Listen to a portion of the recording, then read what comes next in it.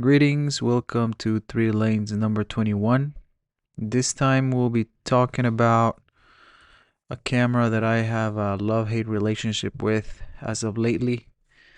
One thing that at least I have not seen being mentioned a lot in the camera world, specifically the film camera world, is how hardware sometimes can differ from camera to camera, not just brand to brand. But one of the things that I struggle with is the sprockets for inserting the film, the film tab specifically for 35 millimeter film. For every new camera, I tend to ruin one roll of film, mainly because I think I'm doing it right, but I end up not doing it correctly sometimes. Maybe the first time around it works fine. Then I get too confident, overconfident, and I overlook the detail of getting the film straight in the sprocket or attached correctly. So the sprocket or the film a lot of times doesn't advance or it breaks easy. The little tabs, the little holes that go into the little teeth of the sprocket to advance the film, those the basically the holes on the film have ripped a couple times on my end. Don't ask me how. It just happened. And or other times the film doesn't grab correctly and it doesn't advance. So a lot of times I have multiple exposures in a limited area until I really figure out the freaking camera. This is me rushing the process all the time. Okay, that's one issue that I have all the time. Not just on shooting film, but it's pretty much everything new that I do. I try to rush it, and a lot of times provoking more mistakes than what it should. So the love-hate relationship for the Pentax ME comes from this specific issue that I just described. On any regular camera, I probably ruin one film or one roll of film, like I said. But this time, the Pentax ME, I think I ruined two the first time. Well, actually, I ruined one the first time I used it. I think I sent that one to develop. I send my stuff to the darkroom. I think it's the darkroom.com, right? If I'm not mistaken, let me double check the website. But look, it was right there, homepage. The darkroom.com. Yes, this is not a sponsor video, by the way, because nobody sponsors me. But if anybody wants to, let's talk on the side. But so being serious now, yeah, I tend to ruin at least one roll of film. I ruined one for the Pentax ME, which my friend Joseph gave me for free, by the way. Shout out to Joseph. Thanks for the camera. He had in his closet since who knows when, man, but that camera had been in there in his closet with a roll of film, a Fuji film, for I don't know, man, maybe let's say 10 years. Mind you, this is a 1979-1984 film camera, so who knows since when he had it. This camera had been stored there and it works perfectly fine. I changed the battery. The battery had no leakage. Thankfully, I put a new one. It works fine. The camera's a little hard to get used to. I'll tell you why in a little bit. But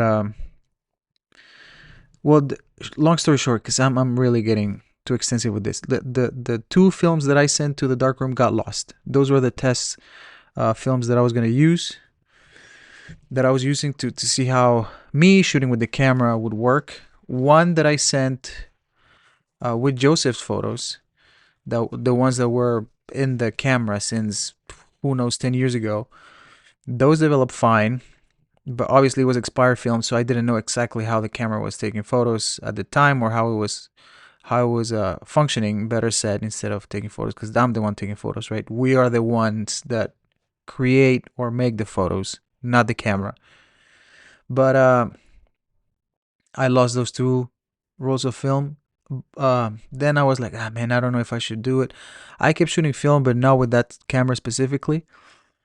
I shot it again, film with that camera, and I had, I think, one roll of film ready to be developed, and then I had another one stuck in the camera. Not stuck, but like I never shot it again. I just left it there for a couple months. So it's taking me till today, probably since maybe, man, I don't know when exactly last year. Maybe it was summer, late summer, fall last year.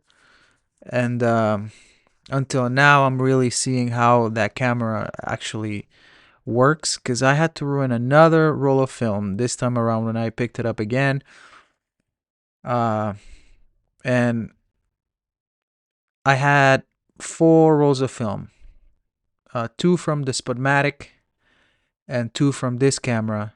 One that only half of the photos came out properly, and one that was shot uh, correctly. So I have been through maybe like three ruined rolls of film with this camera. I've wasted plenty of film to get this the hang of this camera, basically. But yeah, the sprocket of this one is weird because it's kind of like a lot of cylinders. I'll try to take a photo, maybe post it on Instagram, so people know what I'm talking about. I don't know if I could put it on the notes here. I'll try. We'll see how that goes.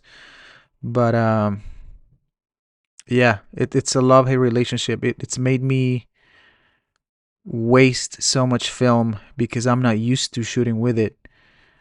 But when it comes to the activity of actually shooting with the camera, it might sound weird because this camera has some buttons instead of knobs that you rotate to choose the shutter speed, or the mainly the shutter speed. That's what you control with technically buttons on the top of the camera, and with the viewfinder.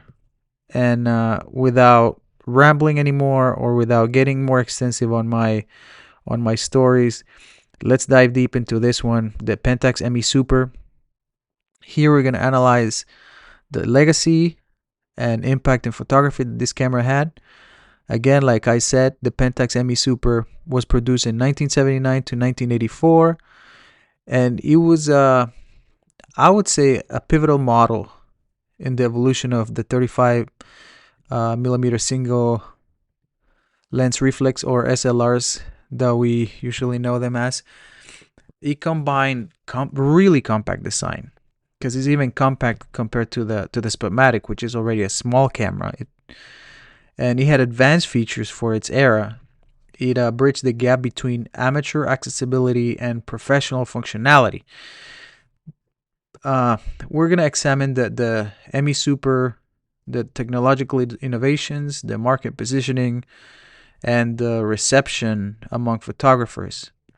What legacy it left behind in the context of film photography, film photography's resurgence. Some of the key findings that we have here is that the ME Super emerged during a transformative period for SLR cameras. It offered aperture priority automation and manual controls in a very interesting compact body. It had a very lightweight design, compatible with Pentax K mount lenses, and it was very affordable. Made it all this stuff made it a favorite with enthusiasts back in the day, and students also. And despite the short production run, the ME Super remains highly regarded in the vintage camera market. It's prized for its build quality and intuitive operation. Like I said, even though the controls are not the regular uh, knobs that you, or dials that you move. That's a better word. That's the word that I was looking for. You don't have the regular dials to move around and select any of the controllers. It's actually buttons, the main factor here. And although the discontinuation kind of coincided with the industry shift towards autofocus systems, today it is celebrated as a testament to Pentax engineering prowess and a gateway to film photography. Some of the historical context and technological advancements. It's the compact design and electronic shutter innovation. Um, the ME Super was part of Pentax M series, a response to the Olympus OM1, which I found really interesting. This revolutionized SLR, the portability of them, and in 1972, this is where this whole not war but like competition started.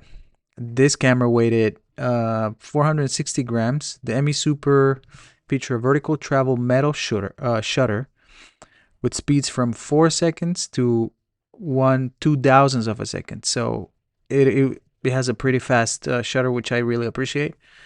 A significant upgrade from its predecessor, the ME, which max about 1/100,000th of a second. Sorry, this shutter design enabled a flash sync speed of 125th of a second.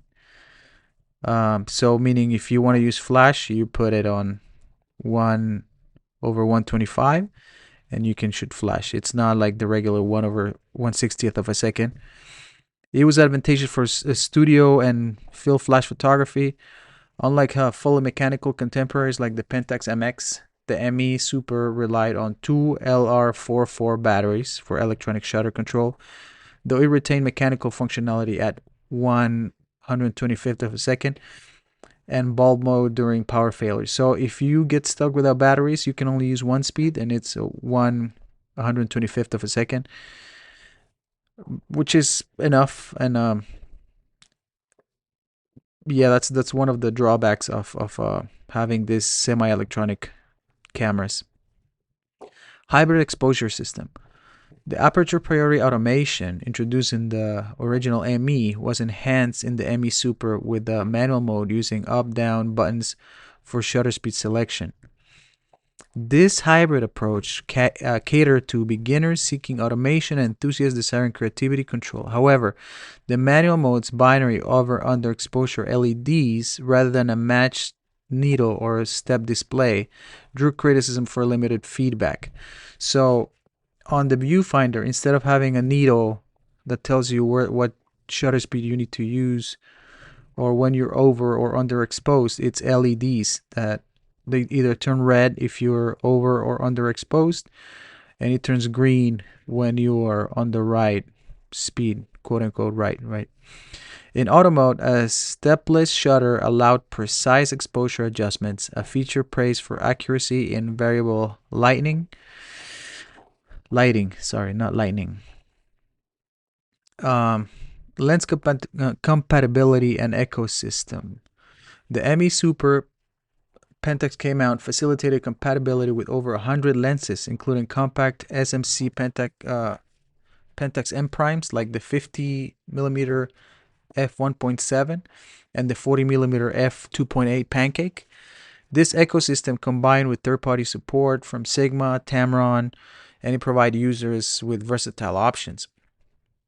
The camera's 0.95x magnification viewfinder, covering 92% of the frame, offer a bright image for manual focusing. It had a stark contrast to dimmer finders in later autofocus models. Market position and reception. Target audience and competitive landscape. Position as a mid-range SLR, the ME Super retail for $179. Body only, by the way, $179. In 1980, that's around like, let's call it $700 now, maybe. It competed with Olympus OM2 and Nikon FE, undercutting both in price while offering comparable features. Pentax marketing emphasized its accessibility to students and hobbyists, contrasting with the fully manual K1000, which lacked automation. The ME Super's success stemmed from balancing advanced capabilities. For example, exposure compensation, TTL, metering with user-friendly operation, photographer reception. Contemporary reviews lauded the ME Super's ergonomics and reliability. Ken Rockwell noted it's a bigger finder than any professional DSLR. So I guess at the time that was a big viewfinder, and praised the intuitive aperture, priority mode. Uh, Users appreciated the film transport indicator, I guess, which reduced misloading risk. That happened to me a couple of times, bro. And the robust metal construction. However, professionals criticized the absence of depth of field preview and mirror lockup, limiting its utility for precision work. Let's step back a little bit on the film transport indicator, which reduced misloading risks, and the robust metal construction. Yes, the camera is made out of metal. It feels pretty robust. The transport indicator, that's something that I have overlooked mainly because of my frustrations with the camera. But on the top right, it has a tiny window with red vertical lines, and it shows when you move the lever to advance the film, those lines technically move to the right. The vertical lines move to, it's kind of like a strip of, I'm not gonna say film. It's kind of like if you had a strip of paper with red lines, and when you move the lever, it shows that those lines are advancing to the right. I don't know if that makes sense, but it's hard to explain without any visuals. But it technically was an indicator to show you that the film was advancing. Plus, you have the system, the ejection system of the film on the top left, right? That little lever that you lift and pull up just to pop open the loading door for the film.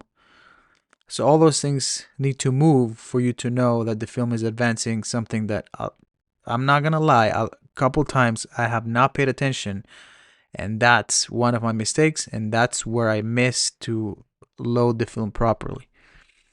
Challenges and discontinuation. Technical limitation and marking shifts. The ME Super's manual mode interface, reliant on tactile buttons rather than a dial, was often cited as cumbersome, and it can be from time to time, but you get used to it.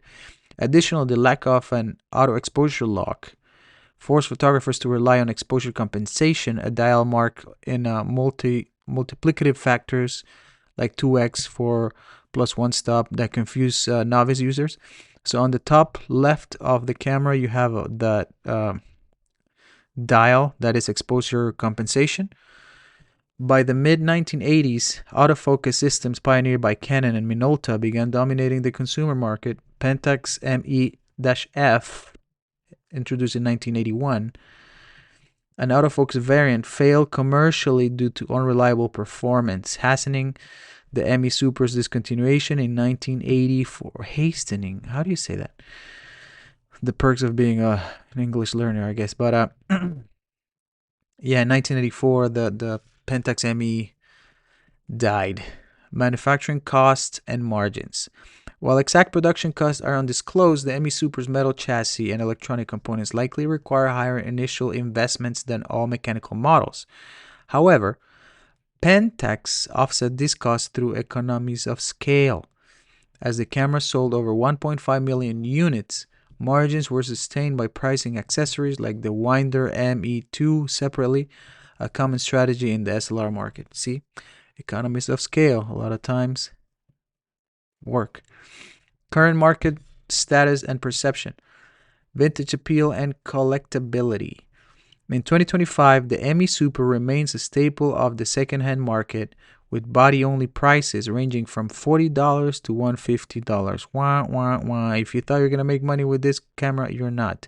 Depending on condition. Collectors seek rare variants like the Chrome ME Super SE, while the black model commands a premium. The camera's durability ensures functionality decades later. Yeah, that's true. It works. Though common issues include sticky shutter curtains and failing mirror dampers, repair for around 90 bucks. Not bad. Resurgence in film photography. Analog enthusiasts praise the ME Super for its portability and lens compatibility. Ideal for street and travel photography. Yep, it's pretty light, pretty small. YouTube tutorials and forums highlight its suitability for beginners, contrasting with the K1000. Inflated prices due to academic demand. Social media trends have bolstered, oh wow, its reputation with hashtags like Pentax ME Super, hashtag Pentax ME Super. Okay, I guess. Amassing over 50,000 posts on Instagram. That's nothing, man. You need a million nowadays. Critical reassessment. Modern evaluations acknowledge the ME Super's limitations, such as battery dependency and minimalist manual controls, but frame these as trade-offs for its compactness. Meaning, don't look at that, man. It's really compact. That's what matters, I guess.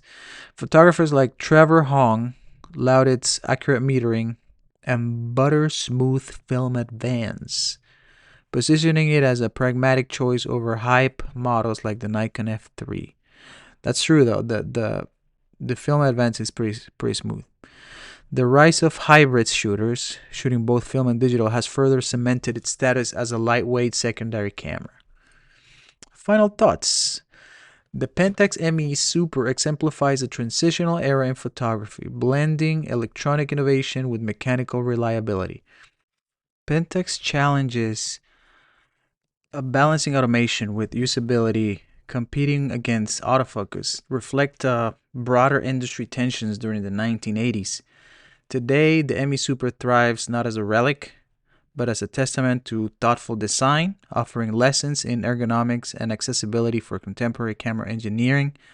For historians and practitioners alike, it remains a compelling study in how technological constraints can yield timeless tools.